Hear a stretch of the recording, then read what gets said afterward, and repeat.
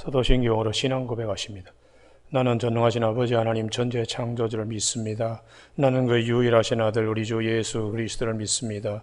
그는 성령으로 잉태되어 동정노 마리아에게서 나시고 본디오 빌라도에게 고난을 받아 십자가에 못 박혀 죽으시고 장사된 지 사흘 만에 죽은 자 가운데서 다시 살아나셨으며 하늘에 오르시어 전능하신 아버지 하나님 우편에 앉아 계시다가 거기로부터 살아있는 자와 죽은 자를 심판하러 오십니다.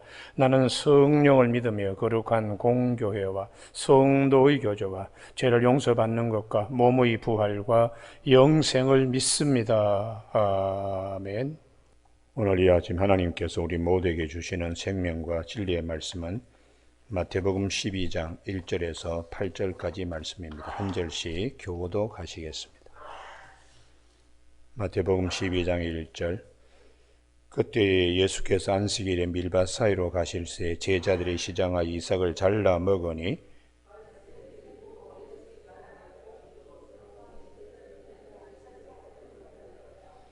예수께서 이르시되 다윗이 자기와 그 함께한 자들이 시장할 때 한 일을 읽지 못하였느냐?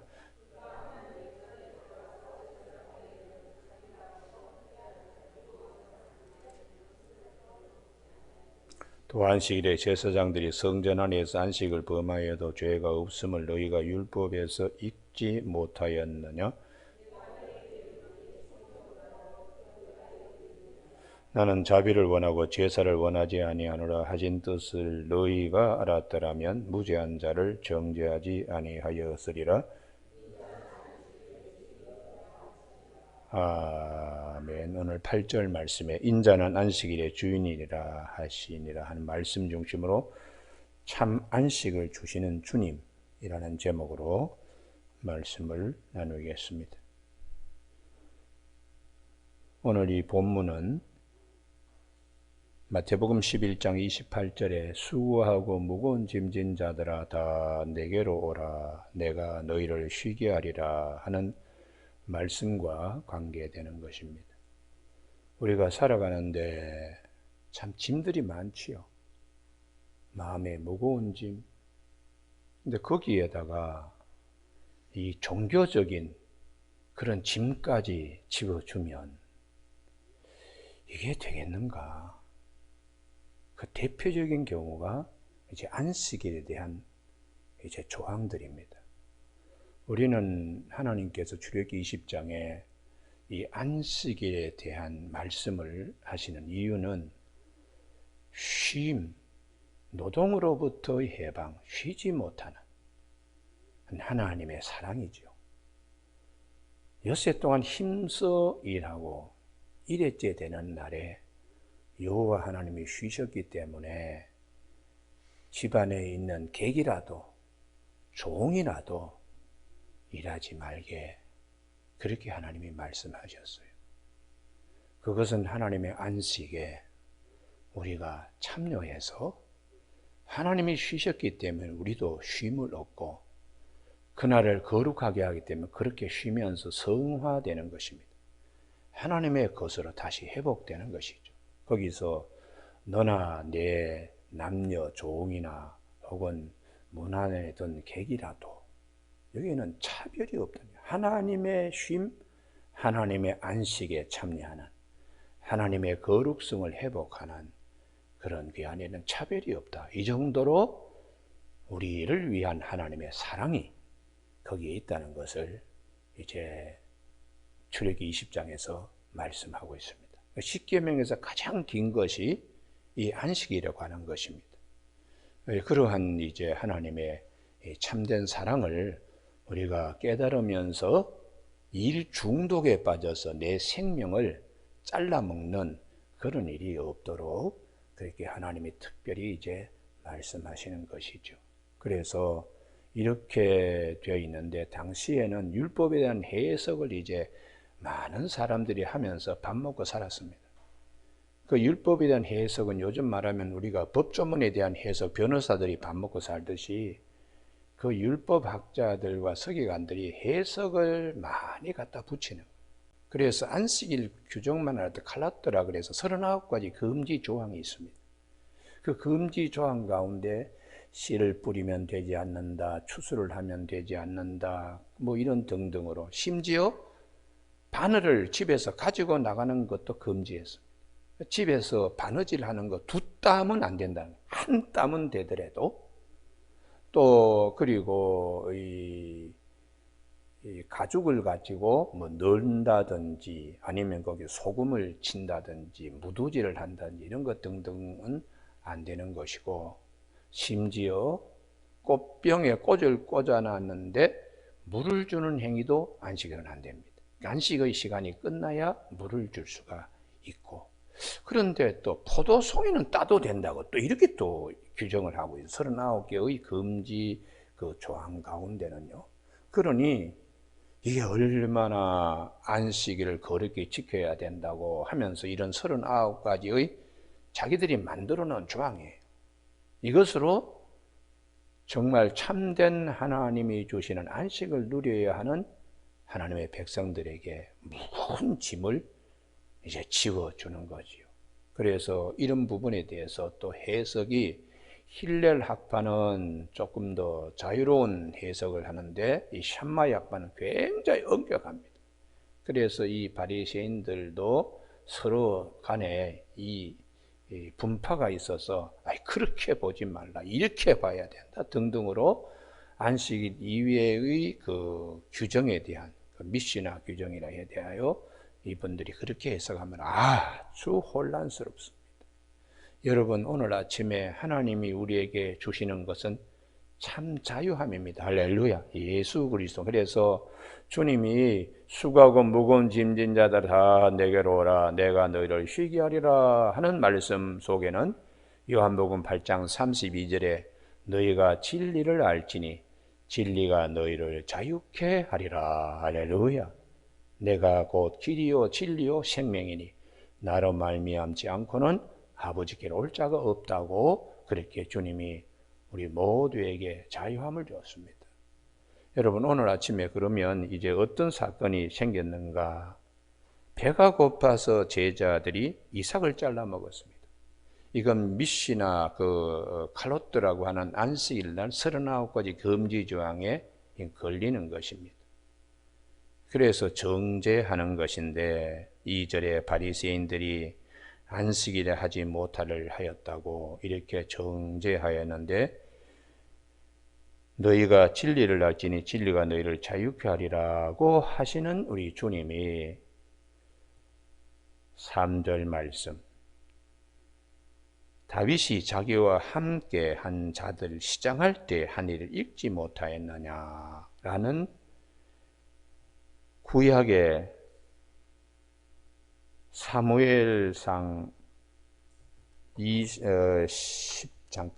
사무엘상의 21장의 내용을 주님이 말씀하고 있어요. 이것은 이제 다윗이 사울에게 쫓겨서 다닐 때에 며칠 동안 밥을 먹지 못했습니다. 그래서 이 놉 땅에 있는 아히멜렉을 찾아가서 떡 몇 덩이, 5덩이만 좀 주면 우리 이 군사들이 요기는 할 수가 있겠는데 줄 수 있느냐 했더니 그렇게 사람들이 먹을 떡이 있는 것은 아니고 하나님께 올린 진설병이라고 한 그 떡, 제사장들이 먹을 수 있는 떡만 있다고 하니까 그거라도 달라고.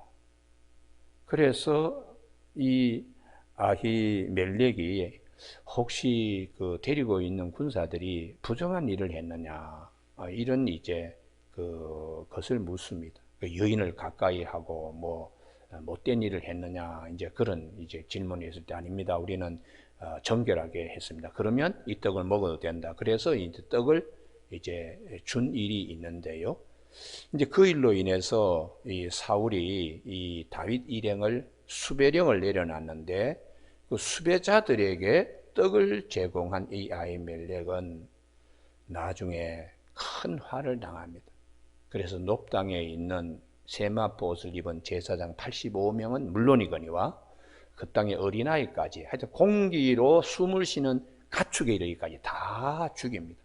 얼마나 잔인합니까? 사울 임금이 이제 그런 끔찍한 일을 유대인들은 다 기억하는 거예요. 그래서 안식일 날 미 이삭을 이렇게 손에 비벼서 먹은 거, 이게 이제 가롯도에게는 걸리는, 안식일 39가지 금지 조항에는 걸리는 것이지만은 하나님께서 말씀하신 이유, 안식일을 거룩하게 지켜라 하는 참 안식을 말씀하시는 하나님의 사랑을 놓치고 정죄하는 일에 주님이 사무엘상 21장의 내용을 상기시켜 주는 것입니다. 그래서 4절에 그가 하나님의 전에 들어가서 제사장 외에는 자기나 그 함께한 자들이 먹어서는 안 되는 진설병을 먹지 아니하였느냐, 이렇게 주님이 이 안식일 논쟁에 대하여 성경에 있는 내용을 가지고 말씀을 하시는 겁니다. 그리고 또 한 번 5절에 또 안식일에 제사장들이 성전 안에서 안식을 범하여도 죄 없음을 너희가 율법에서 읽지 못하였느냐. 거기 난해주 기억해 보시면 민수기 28장 9절 10절에 대한 말씀을 하고 있습니다. 민수기 28장 9절은 이 안식일 날 해질 때 두 번째 어린 양을 드리되 아침에 드린 소제와 전제와 같이 여호와께 향기로운 화제로 드릴 것이다 하고 9절에 안식일에는 1년 되고 흠없는 수양 2마리와 고운 가루 10분의 2의 기름 섞인 소제와 그 전제를 드릴 것이니 이는 상번제와 그 전제 외에 매 안식일의 번제니라. 안식일날 짐승 잡는 거예요.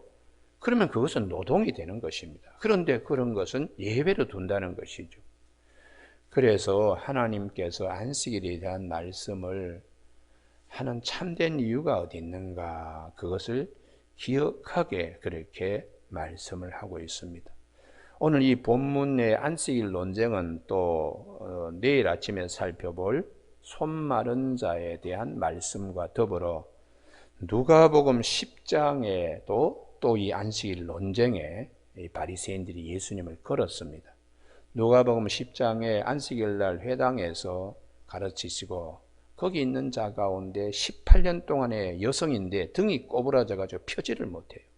그래서 예수님께서 안식일 날 회당에서 그 여인을 고쳐줬습니다. 그랬더니 이제 안식일 날 일했다는 것이에요. 그러자 예수님께서 하시는 말씀이 너희들이 집에 가면은 낙이나 이런 양들이 물을 먹고자 할 때에 풀어가지고 물 먹는 자리까지 옮기는 거, 안식일 날 그런 노동을 하면서 18년 동안 귀신에게 사로잡혀서 등이 굽어져 있는 이 여성을 푸는 것이 어떻게 안식일을 범한다고 하느냐. 하나님은 이 여성이 18년 동안 그렇게 고생한 걸 참 안식을 누릴 수 있도록 안식일 날 하나님이 고쳐주시는 것이 참된 하나님의 사랑이 아니겠느냐, 이렇게 주님이 말씀하셨어요. 그래서 주님은 우리에게 이렇게 말씀하십니다. 무거운 짐, 그 무거운 짐은 죄짐보다는 율법이 부여하고 있는 이 짐들, 이거는 다 인간들이 만든 것이고 하나님이 우리에게 주신 모든 것들은 우리를 참 사람답게, 참 사람다운 사람으로 되게 하기 위하여 주신 이 하나님의 사랑과 긍휼을 뜻을 깊이 헤아리지 못하고 있는 오류를 범하는 것에 대하여 말씀하고 있습니다. 그러면 오늘 아침에 우리가 정리해야 할 것은 이것저것 많이 있습니다만은 하나님은 우리를 긍휼히 여기신다. 하나님은 우리를 불쌍히 여기신다. 사랑이 많으신 하나님을 우리가 직선적으로 볼 수 있어야 돼.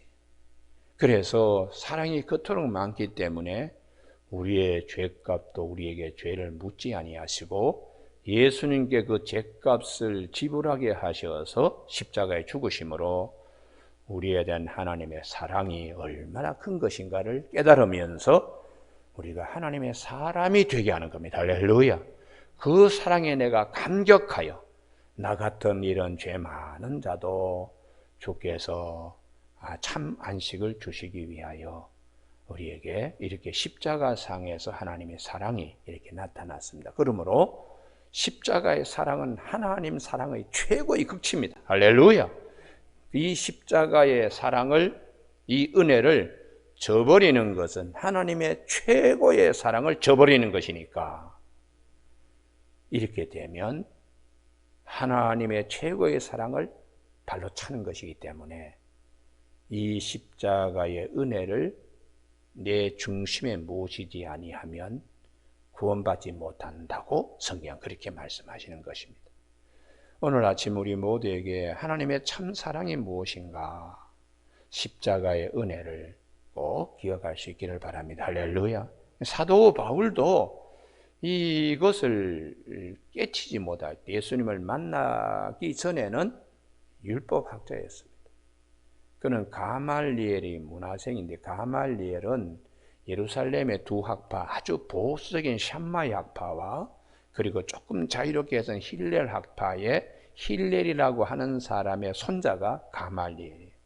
이제 그런 가말리엘의 문화생인 사도 바울도 바리새인으로서 굉장히 예수 그리스도를 따르는 자들을 아주 정죄했는데, 그가 다메섹 도상에서 예수님을 만난 후에 180도 달라졌습니다. 야, 내가 알고 있는 이 모든 지식들이 배설물로 이렇게 여겨야 하나님의 참 사랑을 알고 그리스도의 은혜를, 하나님이 왜 예수님을 십자가상에